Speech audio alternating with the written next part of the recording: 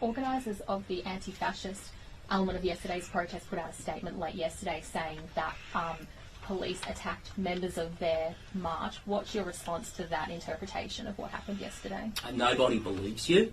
You have no credibility. Maybe turn on the TV and have a look at the pictures. They make your statements out to be quite false, to be quite honest.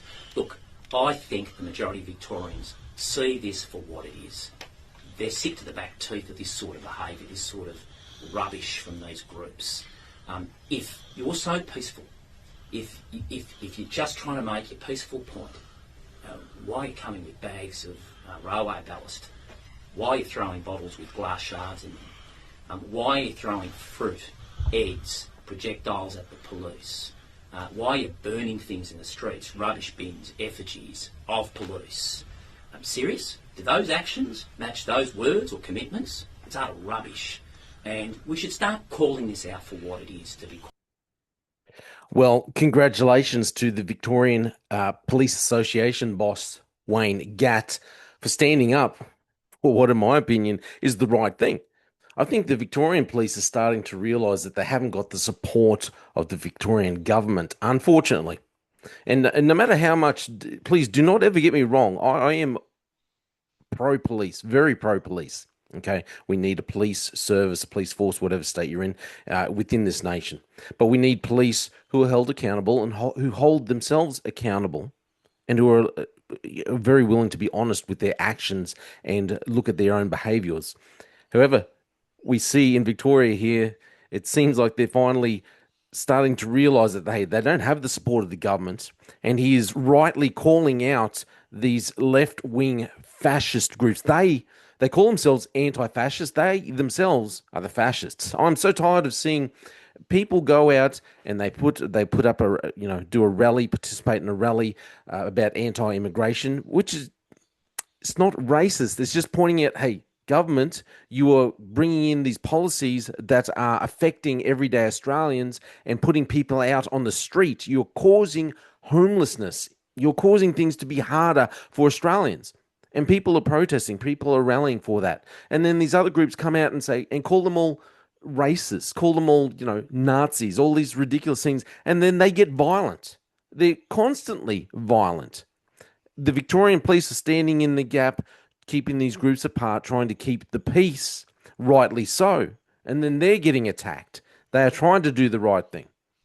They realise that they're not being helped by the Victorian government. They're not being helped by federal government. Good on him, Wayne Gatt, for standing up for Victorian police officers, and also for pointing out the facts that these groups that call themselves anti-fascists are actually just liars. They are liars. Why do you come to a protest? Why do you come to rally and voice your opinion if you're going to come with weapons? It just shows that your actual motives are not what you say. And that's continually what happens with these left-wing groups. They stand up and they want to hide behind the facade of their words and say, well, this is what we are, this is what we stand for. But time and time again, their actions never meet. They're never in line with what their words are. It's like they're too stupid to understand what the words actually mean. They say all these things, but their actions don't meet their words. Good on you, Wayne Gatt. I think Victoria Police, maybe you're starting to turn a corner here.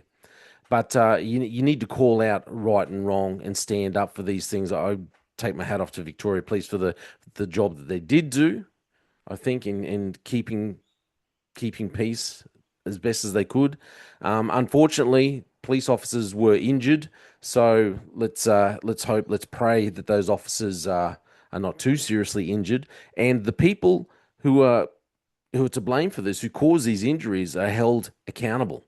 You can't take this kind of action, injure police who are just trying to do their jobs, and then turn around and blame police. You need to be held accountable. So let's hope that the Victorian police are able to ascertain who is actually taking these actions, and hold them accountable, seriously accountable. This is all my opinion.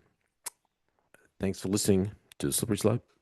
They just fuel a desire that will take me higher. I'm on fire because nothing's going